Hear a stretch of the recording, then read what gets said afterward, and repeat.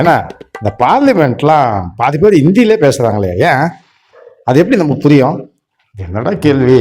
ஹிந்தி அவங்களோட தாய்மொழியாக இருக்கும், அவங்களுக்கு இங்கிலீஷ் தெரியாமல் இருக்கும், தெரிஞ்ச மொழியில் தானே பேச முடியும். நீ சொல்கிற மாதிரி இங்கிலீஷ் தெரியலன்னா பரவாயில்ல, இங்கிலீஷ் தெரிஞ்சவங்களுமே வேணும்னே ஹிந்தியிலே பேசுகிறாங்களே, தப்பு இல்லையா? மற்றவங்களுக்குலாம் புரிய வேண்டாமா? இங்கிலீஷ் தெரிஞ்சுமே வீம்புக்குள்ளே ஹிந்தியில் பேசினா தப்பு தான். ஆனால் நீ ஒன்றும் கவலைப்படாத, இது எல்லாத்துக்கும் சேர்த்து பழி வாங்கிறதுக்கு ஒரு சூப்பரான பிளான் ரெடி பண்ணி. சூப்பர் பிளானா? கேள்விப்பட்டல? என்ன பிளான்னா? டேய், இவங்க என்னடா பெருசாக ஹிந்தியில் பேசுறது யாருக்கும் புரியாமல் நம்ம ஊர்லேருந்து கமல்ஹாசன் அனுப்புகிறாங்க.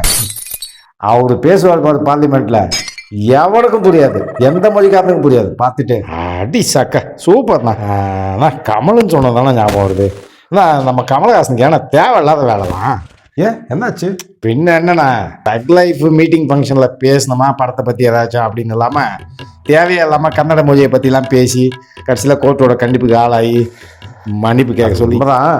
பட் இப்போ டாக் ஆஃப் த டவுன் ஆகிட்டார்ல, அதை பார்க்கணும். அந்த படத்துக்கும் கன்னட மொழிக்கு என்ன சம்மந்தம்? எதுக்கு பேசணும், எதுக்கு மன்னிப்பு கேட்க மாட்டேன்னு?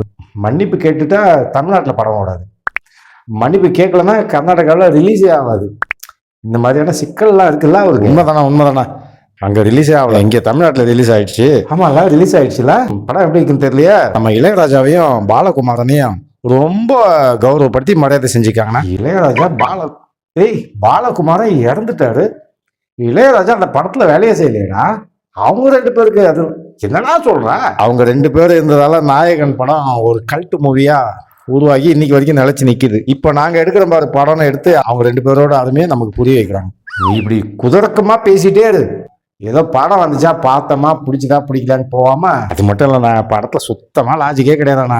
கமலை எத்தனை குண்டடி பட்டாலும் சாகவே மாட்டாரா? நிம்மானா அப்படிதான்டா, எல்லாத்துலயும் லாஜிக் பார்க்க கூடாது, புரியுதா? அவர் எவ்வளவு பெரிய ஸ்டாரு. அதுவும் இல்லாம நம்ம நடிகை அபிராமி இருக்காங்களா, அவங்கள்ட்ட காமம் பத்தி ஒரு டயலாக் வேற பேசுறாப்லையா. ஏய், நீ எங்க போயிட்டு என்ன சொல்ல வரன்னு தெரியும், தேவையில்லாம பேசலாம், வாய் முறான். கடைசி வரைக்கும் கமல் மன்னிப்பு கேட்பாரா நானே தெரியல. விடுங்கண்ணா, அவர் ஒன்றும் மன்னிப்பு கேட்க தேவையே இல்லை. கமல்ஹாசன் மன்னிப்பு கேட்க தேவையில்லையா? ஏண்டா? ஆக்சுவலா கமல்ஹாசனுக்கு பதிலாக மணிரத்னம் மன்னிப்பு கேட்டா போதும். மணிரத்னம் அவரு என்னடா தப்பா பண்ணாரு, தப்பா பேசினாரு, அவரு எதுக்கு மன்னிப்பு கேட்பீங்கன்னா? இப்படி ஒரு படத்தை எடுத்துட்டு துணிச்சலாம் ரிலீஸும் பண்ணிட்டு மன்னிப்பு கேட்கலன்னா எப்படி? அதுவும் சரிதான்.